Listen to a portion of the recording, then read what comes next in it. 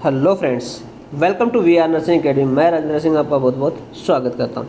आज फिर से कुछ मोस्ट इंपॉर्टेंट क्वेश्चन लेके आ गए हूं जो MOH, OMS भी, hard, NHRA, DHA, MOH exam के लिए बहुत इंपॉर्टेंट हैं। और सारे के सारे क्वेश्चन अभी जो आज वाले हैं सारे के सारे गायनोकोलॉजी से लिए गए हैं, तो मिडवाइफ के जो स्टाफ हैं उनके लिए भी बहुत ज़्यादा इंपॉर्टेंट है।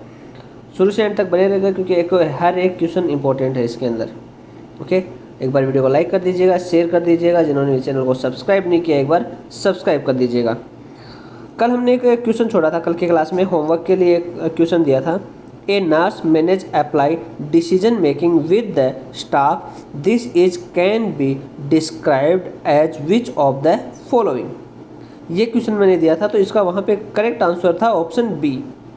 ठीक है, वहाँ पे ऑप्शन बी था, वो करेक्ट आंसर था, डिसेंट्रलाइज्ड। Okay, clear. चलो चलते हैं हम आज की क्लास के ऊपर, आज के क्वेश्चंस के ऊपर। आज का अपना first question, A pregnant patient who is older than 35 has A previous baby with A birth defect, A history of miscarriage और ए chromosomal abnormality in one of the parent of the fetus should be tested for which of the following। Option देखें, A sexually transmitted infections, option B gestational diabetes, C genetic disorder, option D pre eclampsia. देखिए यहाँ पे more than 35 year old patient है जिसको क्या है, एक baby है उसको, जिसको बर्थ डिफेक्ट हिस्ट्री है, क्या हिस्ट्री इसकी मिसकैरेज है एंड क्रोमोसोमल abnormalities है in one of the parent of the fetus should they test. यानी कि abnormalities है तो उसके लिए फीटस के क्या टेस्ट करवाएंगे, वो पेरेंट्स हैं उसके क्या टेस्ट करवाएंगे फीटस का, बताइए। देखिए ऐसी वाली कंडीशन में आप देख पा रहे हैं, तो बर्थ डिफेक्ट वाले पेशेंट हैं, तो ऐसे वाली कंडीशन में हम करवाते हैं जेनेटिक डिसऑर्डर तो नहीं है उसको, क्योंकि यहाँ पे डायरेक्ट लिखा बर्थ डिफेक्ट। ओके, तो यहाँ पे करेक्ट आंसर होगा ऑप्शन सी, जेनेटिक डिसऑर्डर, तो उसको नहीं है कहीं पे।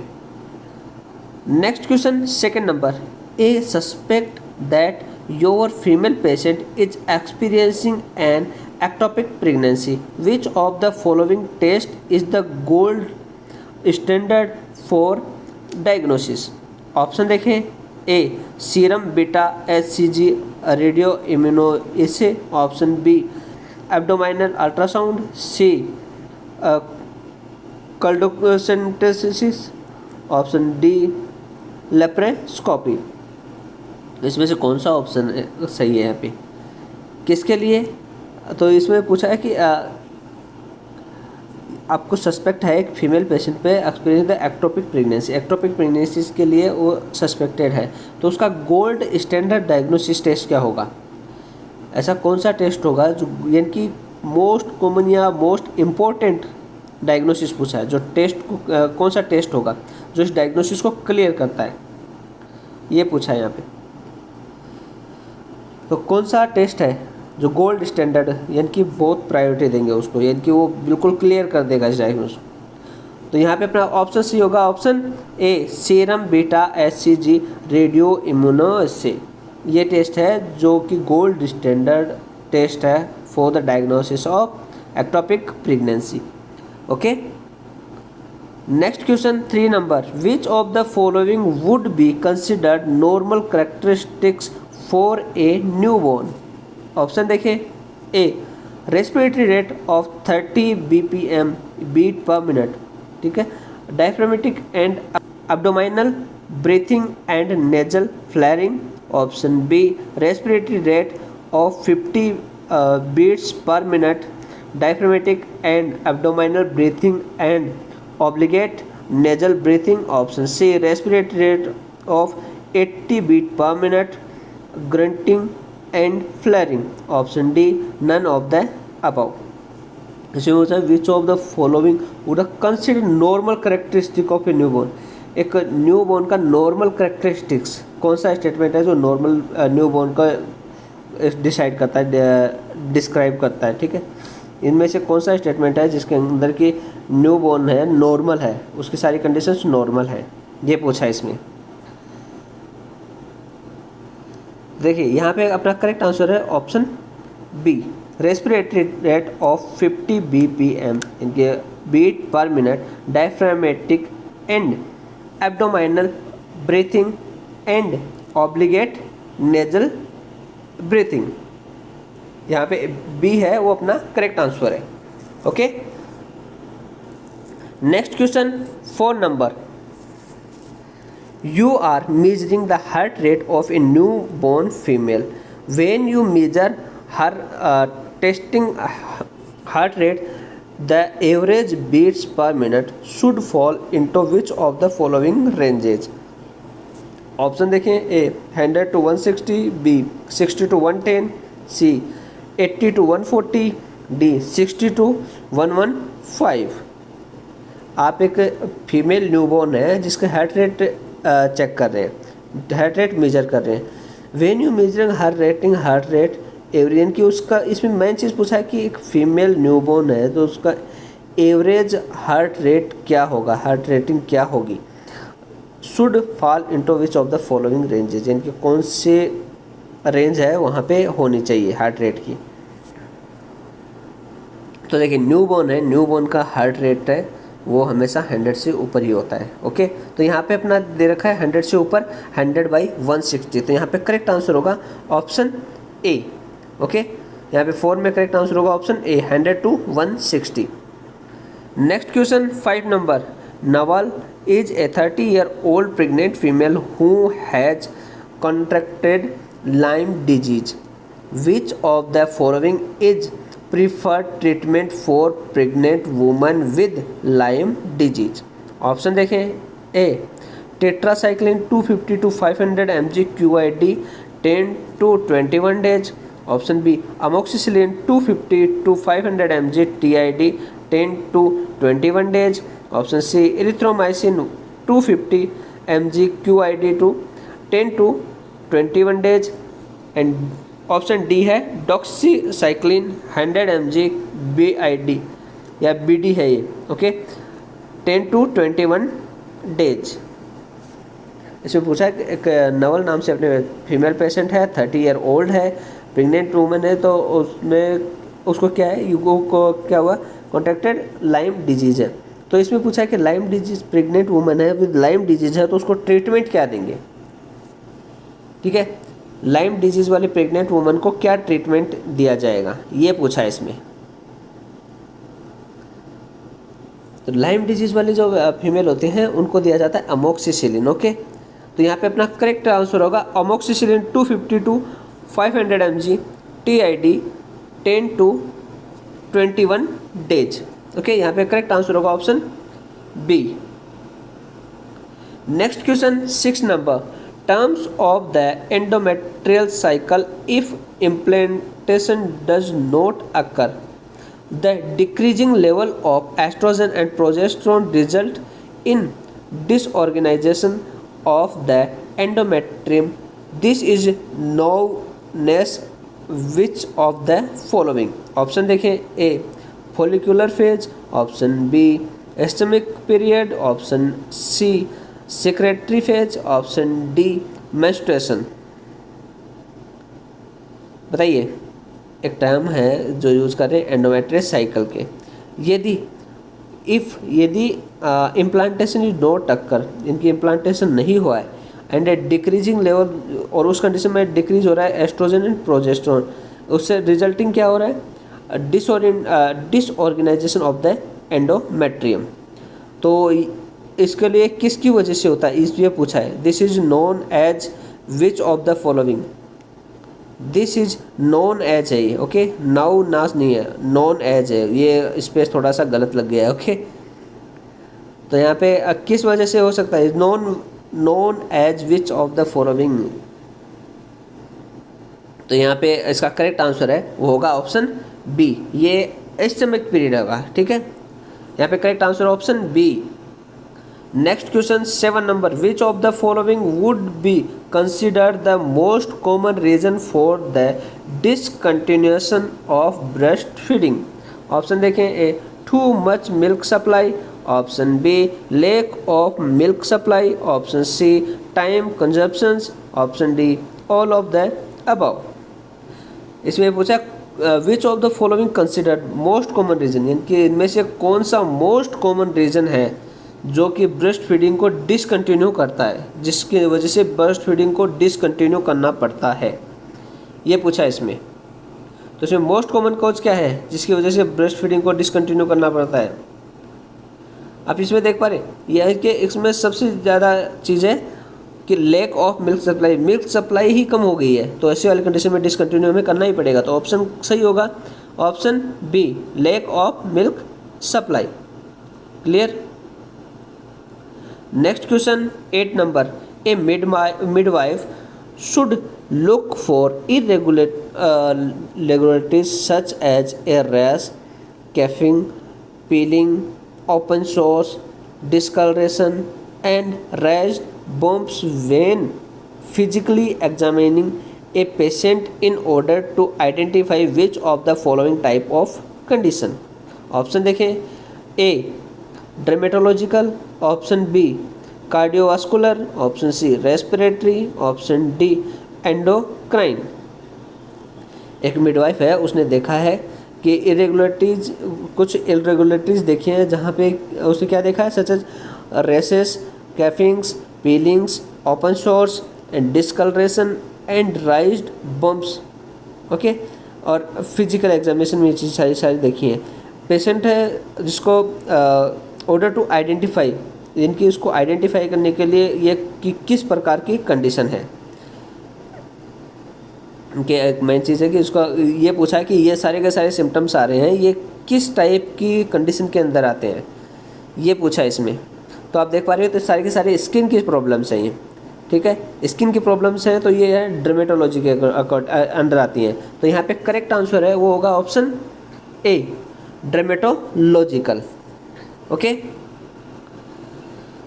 Next question 9 number, when the head is born the first thing that should happen is that the mucus will drain from the nares and mouth, swallowing the newborn to gasp and cry. If needed, which of the following might typically be used to assist the newborn during this process? Option देखें, A chest compressions, B suction bulbs, C wall suction, D both B and C.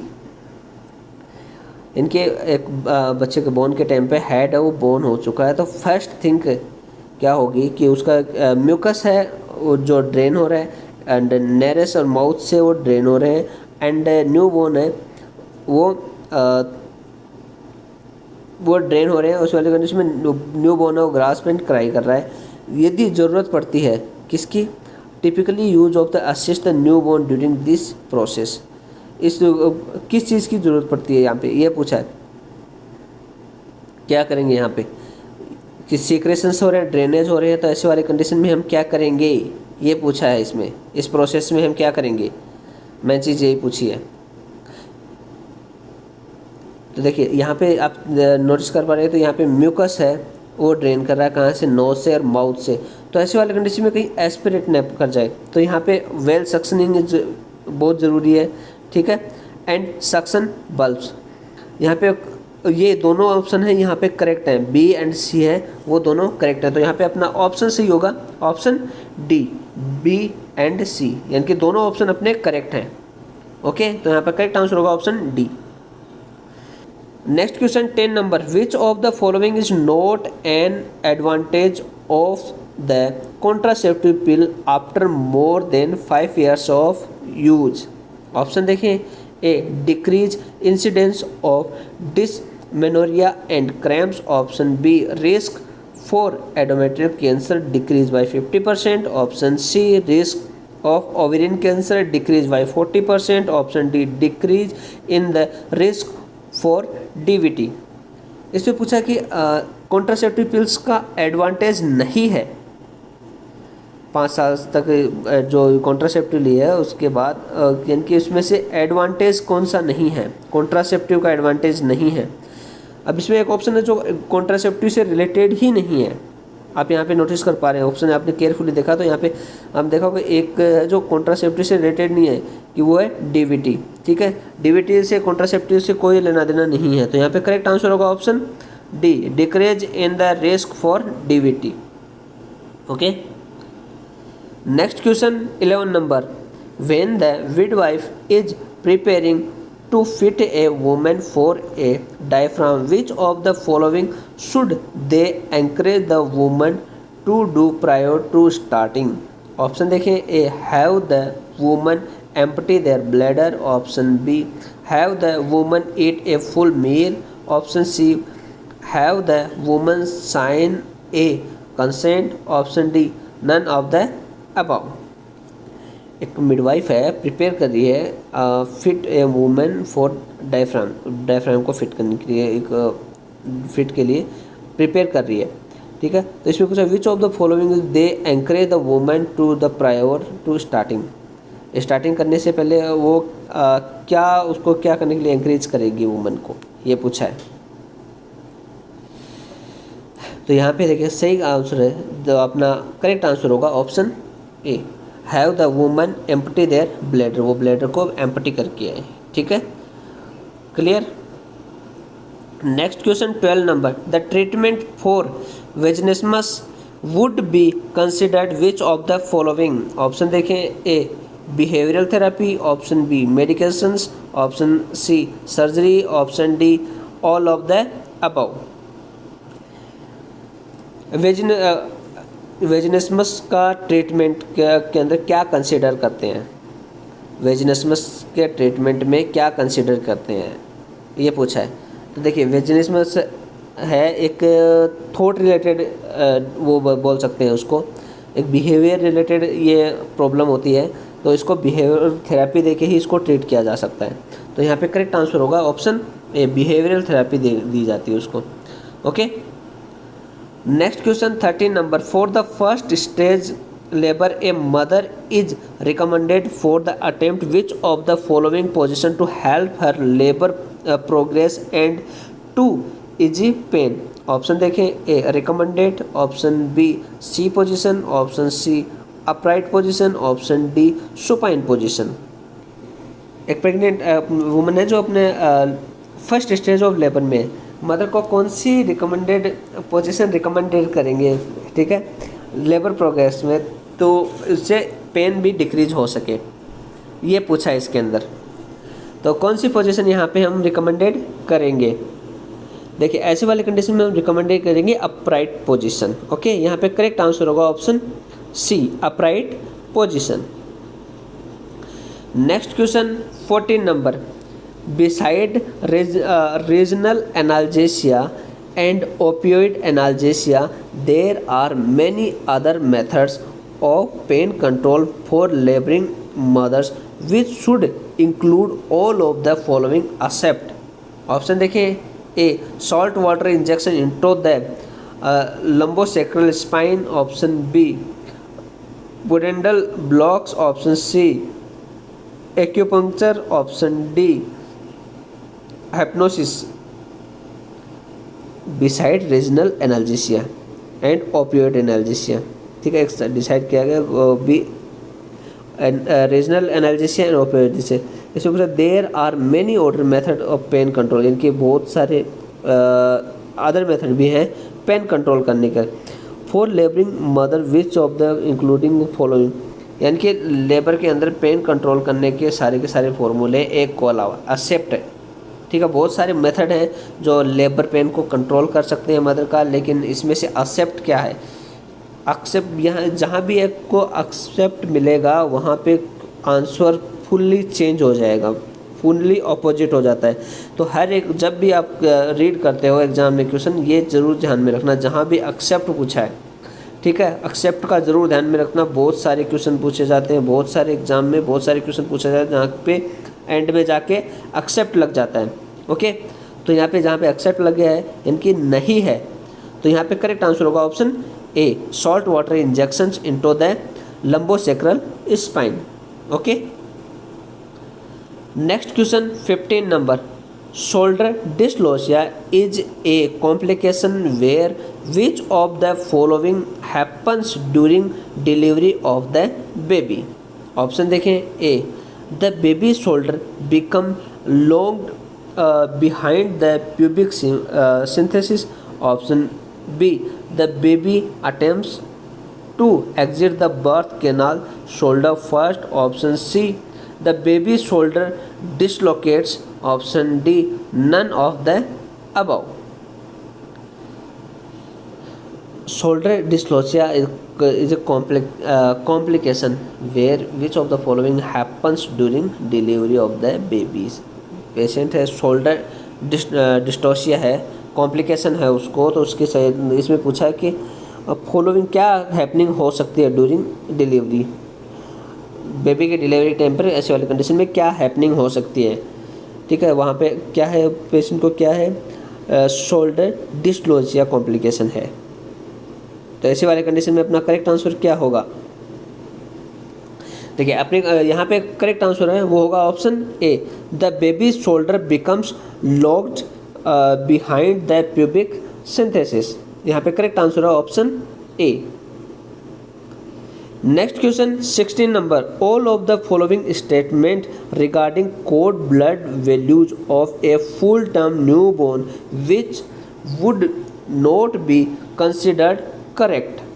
Option देखें, A serum iron concentration would be 125 to 225 microgram per dl. Option B, platelet count would be 1,50,000 to 3,50,000 mm square. Option C, reticulocyte count would be 15 to 30%. Option D, hematocrit would be 43 to 63%. इनमें पूछा कि all of the following statement regarding the code blood values of full term newborn. इसमें यानी कि code blood values of full term newborn से related statement हैं सारे के सारे, एक को छोड़ के. ठीक है, विच would not be consider correct. इनमें से करेक्ट एक सेंटेंस है जो करेक्ट नहीं है, वो कौन सा है ये पूछा है इसमें. तो यहाँ पे एक चीज़ देख पा रहे हैं, रेटिकुलोसाइट है, reticulocyte count would B 15 to 30%, ये इससे रिलेटेड नहीं है. तो यहाँ पे करेक्ट आंसर होगा option C. Okay. Next question 17 number.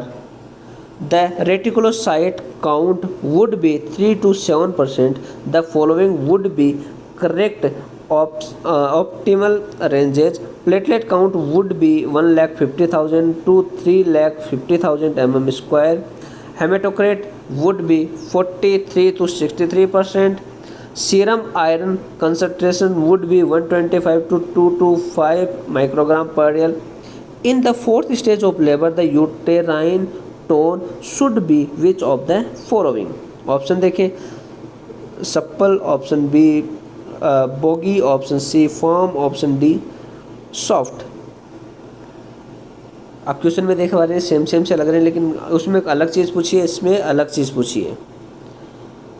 ठीक है, तो यहाँ पे करेक्ट आंसर क्या होगा.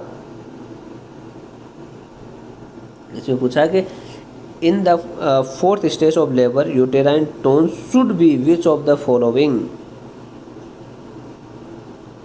तो यहाँ पे देखिए करेक्ट आंसर होगा फर्म. ओके, यहाँ पे मिलेगा firm uterine tone. Okay. Next question 18 number. Elevating feet while sitting, not crossing legs, the avoiding standing for long periods might all B recommendation for which of the following discomfort of pregnancy. Option देखें, ए swelling of feet and legs. Option B, varicose vein. Option C, leg cramps. Option D, all of the above.